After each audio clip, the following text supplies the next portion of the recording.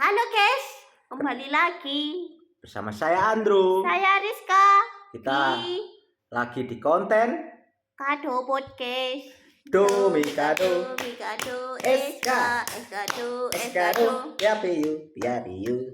Oke, Hari ini guys, kita akan membahas tentang seberapa pentingkah menabung bagi keluarga, bagi orang sing sesudah menikah, sing setelah menikah. Seberapa pentingkah itu?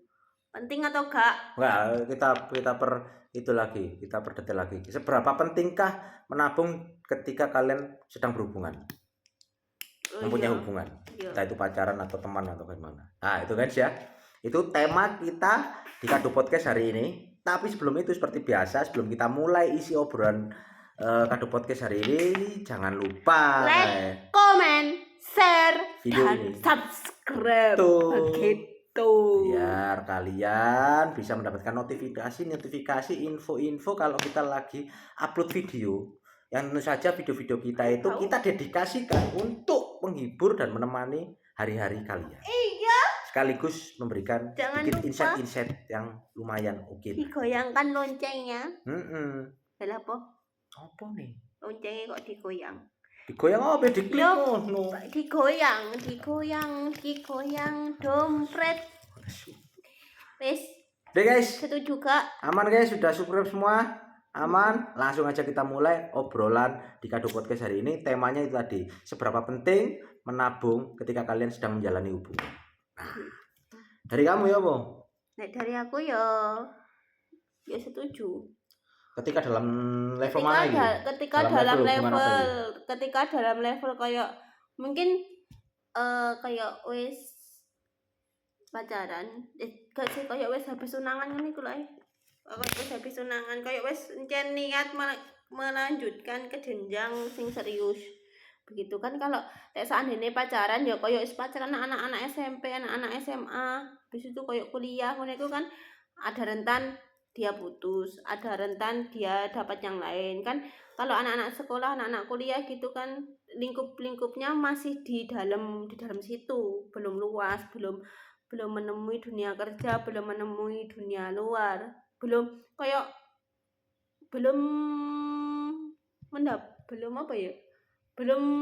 tahu cowok-cowok luaran, belum tahu cowok-cowok dunia kerja itu kayak apa kan. Sing tahu nih cuma cowok lingkup ikut toh. Nah, kayak masih ada banyak pilihan di luar sana gitu. Kalau masih pacaran. Terus habis itu kan lah kok lek pas nabung kuwi kok takote putus, habis itu kok ada kisruh kedua belah pihak ngono. Menurutku sih setelah kita ya gak apa-apa lah sing kalian ada sih mau menabung dari pacaran. Disingkat ya. Kamu lebih milih mana? Di level mana? Di level aku setelah tunangan atau lamaran. Alasannya karena kalau sebelum tunangan itu kalau masih tahap pacaran nanti takutnya gampang putus. Sesimpel itu kan. Sesingkat itu. Tapi kan iya sebelum itu lagi. Alasannya dasarnya itu. Oke, aku agak beda guys. Setiap kalian menjalani hubungan apapun, ada baiknya kalian menabung itu dalam banyak hal, manifestasi pikiran atau apa istilahnya gitu,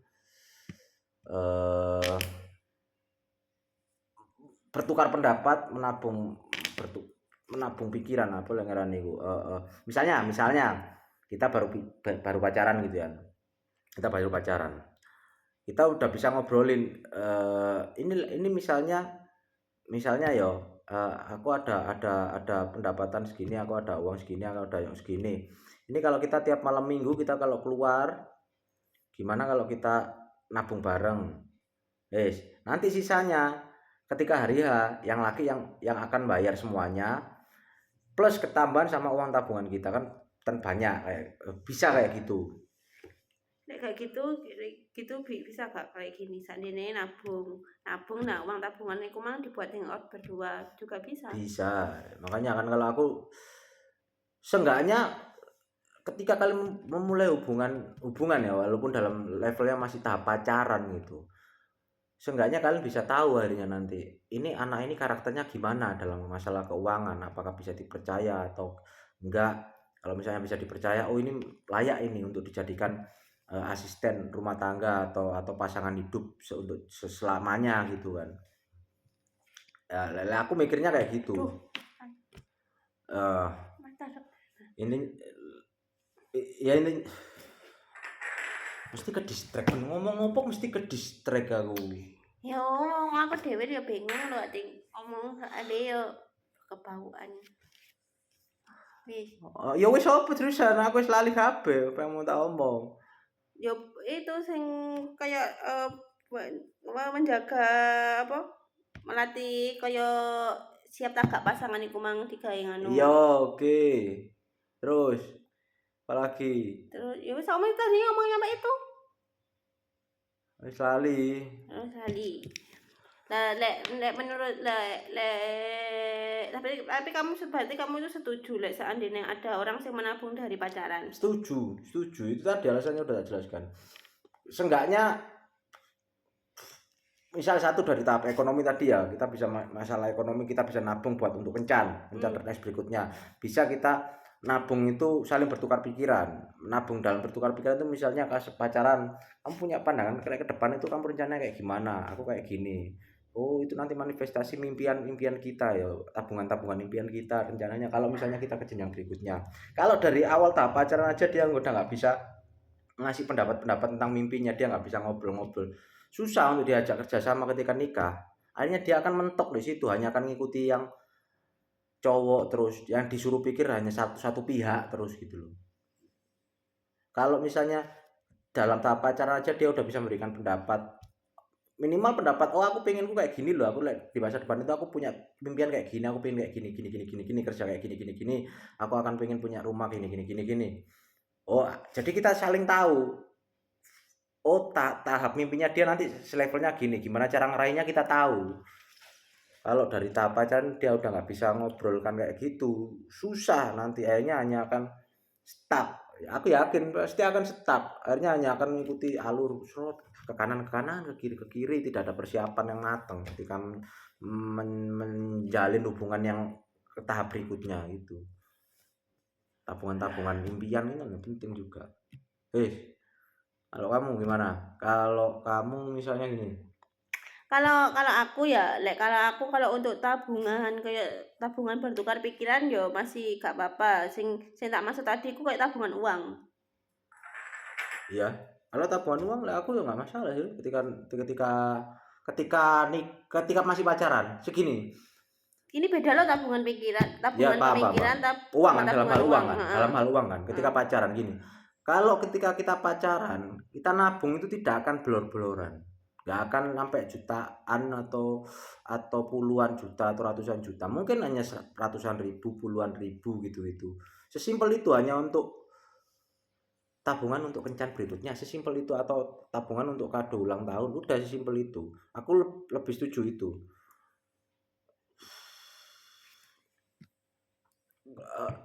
Intinya kalaupun tiba-tiba putus kehilangan uang ya wis nggak masalah, kita nggak akan rugi banyak-banyak. Seenggaknya kita udah tahu karakter pasangan kita ketika masih pacaran itu, oh arek iki koyo ngene, diajak menabung bareng kayak gini, ada yang ruwet ada yang enggak. Seenggaknya kalau misalnya dia ruwet terus putus ya wis alhamdulillah, jadi kita nggak sampai nyesel ketika udah nikah baru tahu karakter utamanya gitu.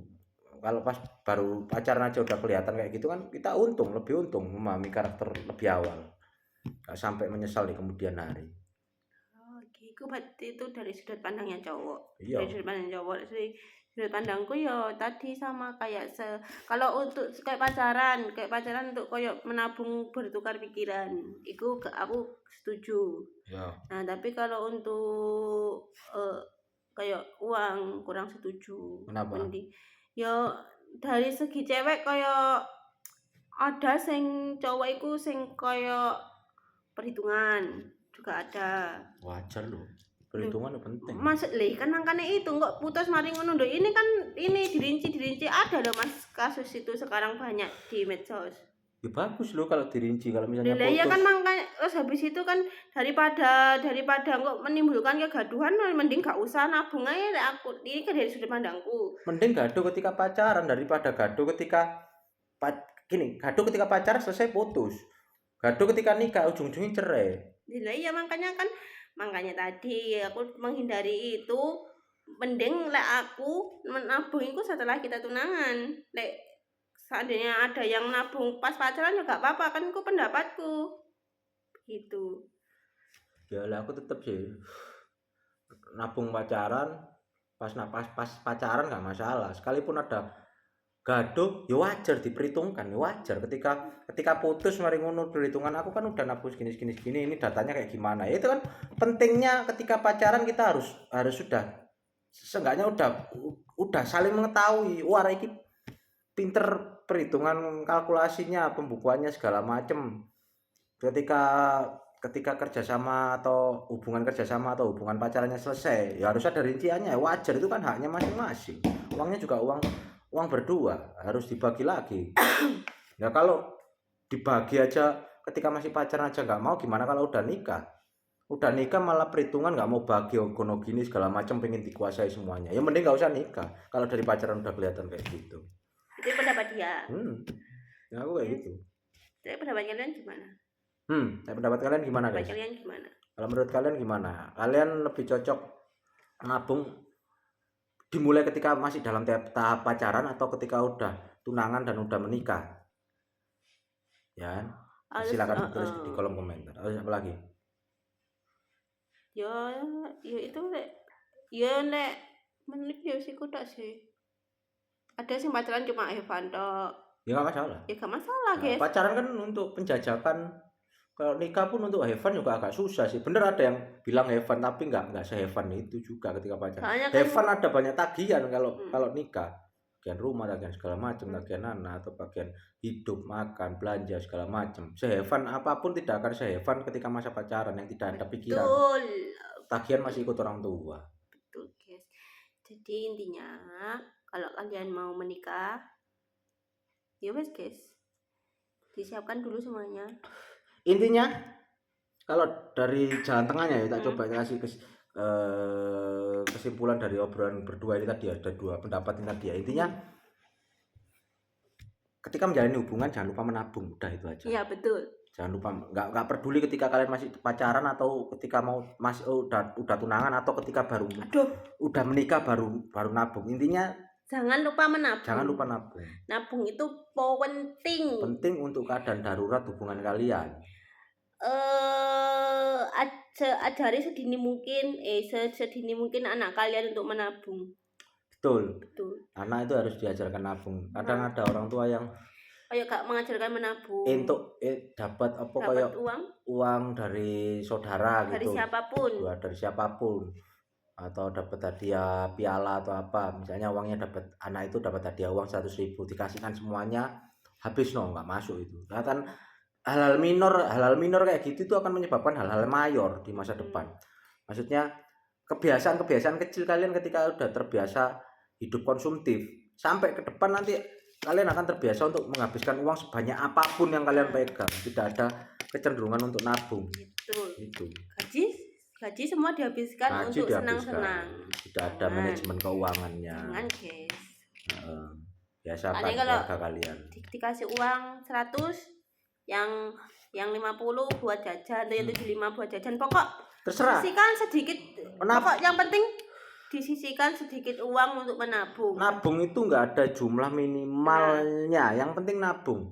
Kalian dari uang 100.000 kalian cuma nabung sehari 500 rupiah, nggak masalah. Yang penting tetap nabung, membiasakan halal kecil nanti engko lek wis dewasa wis lama-lama engko bakal terbiasa kok. Kalau udah terbiasa nabung dari kecil, dari misalnya 100.000 cuma nabung 500 rupiah, terbiasa akhirnya naik jadi 1.000, terbiasa lagi naik lagi sampai akhirnya dari uang 100.000 kalian nabung itu bisa sampai 90.000. Masa cuma pakai 10.000 dong, bahkan bisa ditabung semuanya.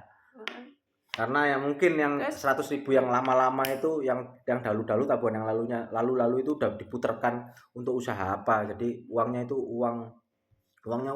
udah jalan secara apa ya, secara aktif di aset. Tahu kalau bahasa penjelasannya, bukan orang yang ahli di bidangnya, tapi aku harap kalian tahu apa sih tak omongkan ini. Intinya kayak gitu tak maksud. Ini aku tanya, ini mungkin gak tahu di luar konteks ya, seandainya nanti anakmu mbok kasih sangu 10.000. 10.000 nanti anakmu mbok ajarin untuk menabung gak? Harus.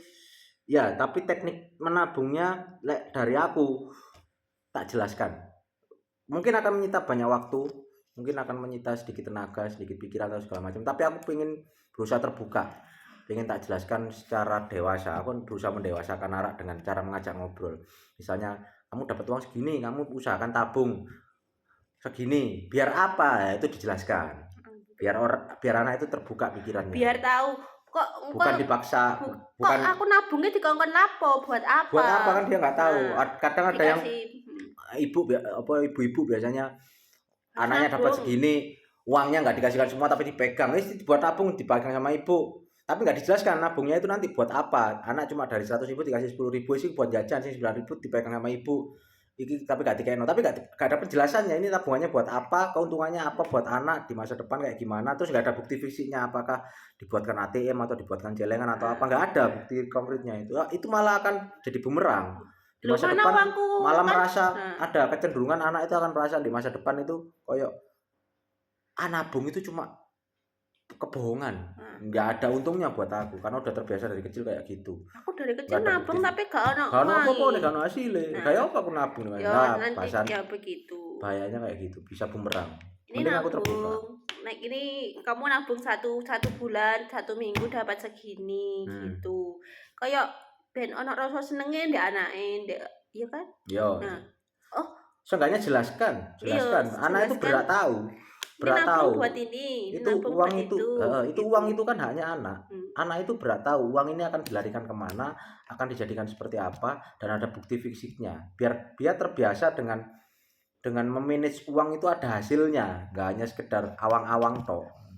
Nabung buat beli mainan. Boleh, nggak masalah. Seenggaknya dia harus tahu ini dikasih jelaskan. Ini mainan ini dari uang yang dari ini. Dari uang tabunganmu itu. Nah, ini jagan. Kalau kamu ngerusain mainan ini atau menghilangkan mainan ini ya berapa aja kamu menghilangkan uang yang sebesar ini kayak gitu. Biar anak itu bisa melek. Biar bisa terus biar bisa ikut juga sih, biar bisa menjaga ya, bisa dari hasil menghargai uang. Begitu. Gitu guys. Guys, jangan lupa. Loh, udah ya? Udah guys.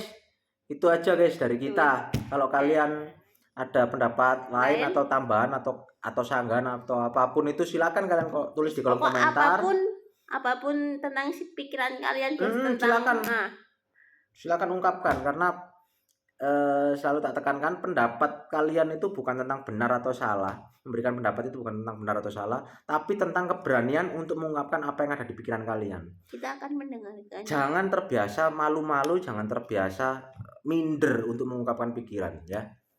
Terbuka aja. Biasakan untuk menuangkan ide atau pikiran kalian di ruang publik ya kan. Biar kalian berani. Kalian ada terbiasa untuk berpikir kritis atau jadi distract. Aku jadi ngomong mesti senane distract. Itu guys, intinya kayak gitu ya guys ya. Makasih kalian udah nonton video ini dari awal sampai akhir. Semoga kalian terhibur. Jangan lupa like, comment, share, dan subscribe karena di channel Ausa 666 ini kalian akan mendapatkan banyak sekali hiburan untuk menemani waktu-waktu luang kalian di hari-hari kalian, ya kan? Dan itu pun semuanya secara gratis tanpa harus bayar seperti Netflix, seperti Video Plus, seperti RCTI Plus. Ya itu kalian nggak perlu membayar member bulanan. Di sini gratis kalian udah bisa mendapatkan banyak sekali hiburan dan varian hiburan yang ada di channel ini, ya kan guys? Sekali subscribe sampai kiamat. Sampai kiamat guys, tidak ada masa berlakunya. Setahun diperpanjang lagi, sebulan diperpanjang. Lah iso ya bawanen guys sampai mendek kuburan. Lah iso lo ya. Video ini untuk merefresh mendapatkan insight baru itu, ya kan? Oh, di sekarang dan dunia itu kayak ngene guys. Ngono lo guys. Nah, begitu. Oke. Guys. Terima kasih ya sudah menonton. Terima kasih sudah menonton. Semoga terhibur. Selamat berjumpa lagi di konten Kado Podcast yang Oke, berikutnya. bye-bye. Selamat beraktivitas La, la, la, la, semuanya. la, la, la, la. Wassalamualaikum Warahmatullahi kok wabarakatuh. selali lo maksudmu lo maneh. Oh. Wassal Iya, yo. Wassalamualaikum warahmatullahi wabarakatuh. Minal aizin wal faizin. Mohon maaf lahir dan batin. Mana angpaunya? Lampu. Aku lo masih kecil. Guys.